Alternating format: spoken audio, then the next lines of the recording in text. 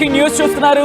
ప్రపంచ కుబేరుడు Elon Musk సంచలన నిర్ణయం తీసుకున్నారా అంటే అవుననే మాట వినిపిస్తోంది.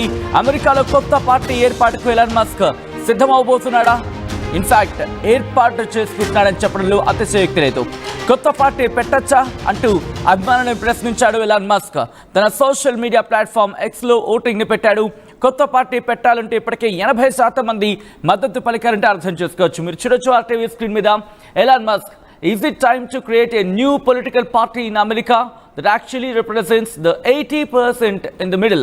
మీరు చూడొచ్చు, is it time to create a new political party in America that actually represents the 80% in the middle అంటూ కూడా చెప్పుకొచ్చారు. ఒకసారి మీరు చూస్తే కొత్త పార్టీ పెట్టచ్చా అంటూ ఎలాన్ మస్క్ సంధించిన ప్రశ్నకు 81% మంది ఇప్పటికీ రియాక్ట్ అంటే అర్థం చేసుకోవచ్చు. ఎలాన్ మస్క్ కొద్దిసేపటి క్రితం ఈ పోల్ స్టార్ట్ చేశాడు. ఇప్పటికీ సుమారు 36 లక్షల మంది, మై గాడ్, 36 లక్షల మంది ఇప్పటికీ ఆ పోల్లో పాల్గొన్నారు.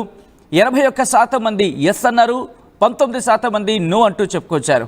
ఇంకొక 15 గంటలు మిగిలిపోయిందంటూ కూడా కొద్దిసేపటి క్రితం యాజ్ ఆఫ్ నౌ నేను చదువుతున్న ఈ సందర్భాల కల్లా 36,38,651 ఓట్లు పోలయ్యాయి.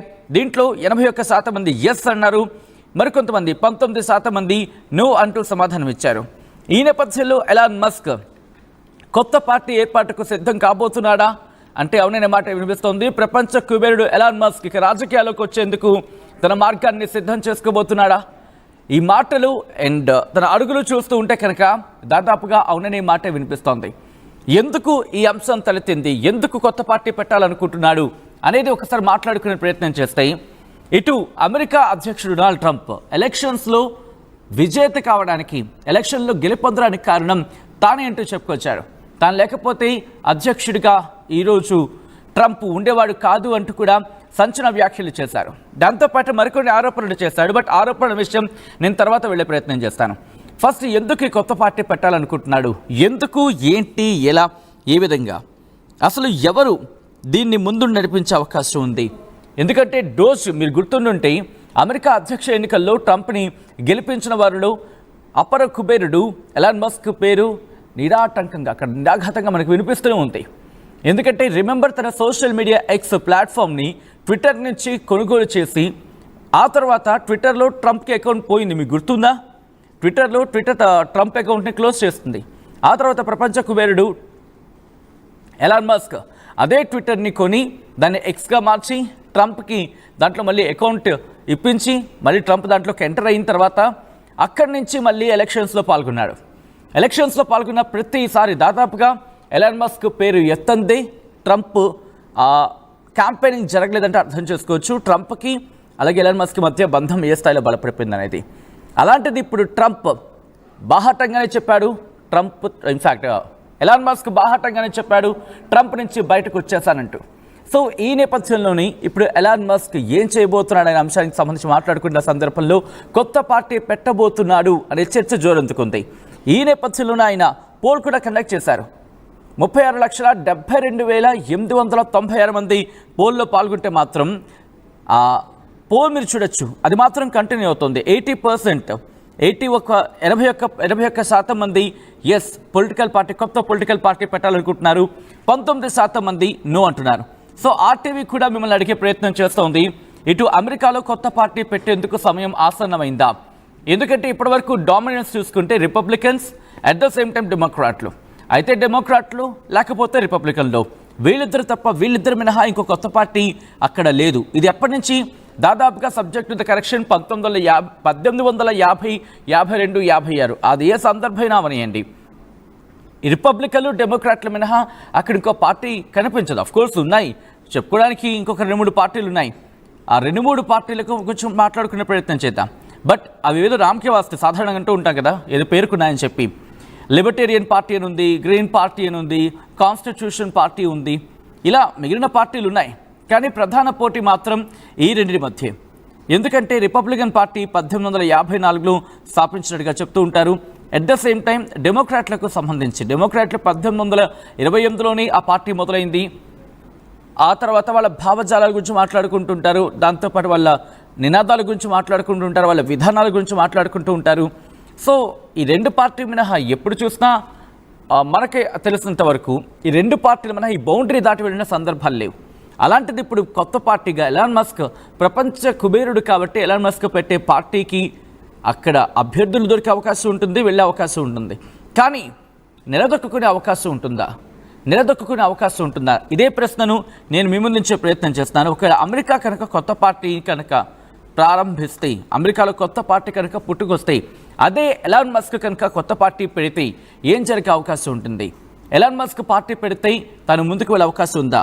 ఇదే పోల్ని ఆర్టీవీ కూడా మిమ్మల్ని అడిగింది. కొత్త పార్టీ పెట్టాలన్న మస్క్ నిర్ణయాన్ని మీరు సమర్థిస్తున్నారా? అట్ ద సేమ్ టైం కొత్త పార్టీ పెట్టే అవకాశం ఉందా? ఇక్కడ ఆల్రెడీ పోల్ మీకు మేము కనెక్ట్ చేయడం జరిగింది. కొత్త పార్టీ పెట్టాలన్న మస్క్ నిర్ణయాన్ని సమర్థిస్తున్నారా? ఎస్ అయితే ఎస్ అని క్లిక్ చేయండి, నో అయితే నో అని క్లిక్ చేయండి. ఒకవేళ ఎలాన్ మస్క్ కనుక రాజకీయాల్లోకి ఎంటర్ అయితే ఎవరికి భారీగా గండిపడే అవకాశం ఉంది? ఓకే, ఇక్కడ కూడా కొంతమంది ఆల్రెడీ పోల్ స్టార్ట్ చేసినప్పుడు ఫ్లక్చువేషన్ కనిపిస్తోంది. బట్ 80% అబోవ్ మాత్రం కొత్త పార్టీ పెట్టాలి అనే అంశానికి సంబంధించి సమర్థిస్తున్నారు. సో ఇక్కడ ఎలాన్ మస్క్ కొత్త పార్టీ పెడితే ఎలా ఉండే అవకాశం ఉంటుంది? డోజ్ విషయంలో ఒకసారి మళ్ళీ కాస్త వెనక్కి వెళ్ళే ప్రయత్నం చేస్తున్నాను. ఎప్పుడైతే అధ్యక్షుడిగా డొనాల్డ్ ట్రంప్ ఎన్నికయ్యాడు, ఆ ఎన్నికైన తర్వాత డోజ్కి కట్టబెట్టారు. ఇన్ఫ్యాక్ట్ డోజ్ని కట్టబెట్టడం జరిగింది ఎలాన్ మస్క్. సో ఇక్కడి నుంచి తన రాజకీయ ప్రస్థానం గురించి ఇక్కడ మాట్లాడుకుంటున్నాం. ఎందుకంటే డోజ్ని ఎప్పుడైతే కట్టబెట్టారో దాని అధ్యక్ష బాధ్యతల నుంచి ట్రంప్ తీసుకున్న తర్వాత ప్రభుత్వ విధానాలని చాలా దగ్గరుండి అబ్జర్వ్ చేశాడు Elon Musk. Remember, Donald Trump ప్రభుత్వం వచ్చిన తర్వాత, అధ్యక్షుడిగా ఎన్నికైన తర్వాత, అప్పుడు తన ప్రభుత్వ విధానాలని, అంటే అమెరికా ప్రభుత్వ విధానాలు ఎలా ఉండొచ్చు అనేది చాలా దగ్గరుండి అబ్జర్వ్ చేశాడు. అబ్జర్వ్ చేసిన తర్వాత కొన్ని నెలల వ్యవధిలోనే బయటకు వచ్చాడు. రిమెంబర్, ఇవన్నీ మీరు ఒక్కసారి ఆ డాట్స్ కనెక్ట్ చేసుకొని చూసే ప్రయత్నం చేయండి, సో దట్ మీకే ఈజీగా అర్థమవుతుంది. అధ్యక్ష ఎన్నికల్లో ట్రంప్కి మద్దతు పలికాడు, ఆ తర్వాత ట్రంప్ని అధ్యక్షుని చేశాడు. ట్రంప్ అధ్యక్షుడు అయిన తర్వాత ఎలాన్ మస్క్ని పక్కన నిల్చోబెట్టుకున్నాడు, కుడి భుజం ఎడభుజంగా మాట్లాడుకున్నాడు.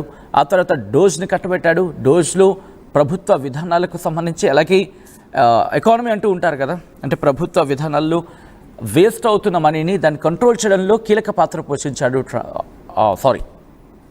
Elon Musk. సో అలా ప్రభుత్వ విధానాన్ని చాలా దగ్గరుండి గమనించాడు. కాబట్టి ఇప్పుడు కొత్త పొలిటికల్ పార్టీ పెట్టేందుకు సిద్ధం కాబోతున్నాడా అంటే దాదాపుగా కొత్త పార్టీ పెట్టేందుకు అవకాశాలే ఎక్కువ ఉన్నాయి.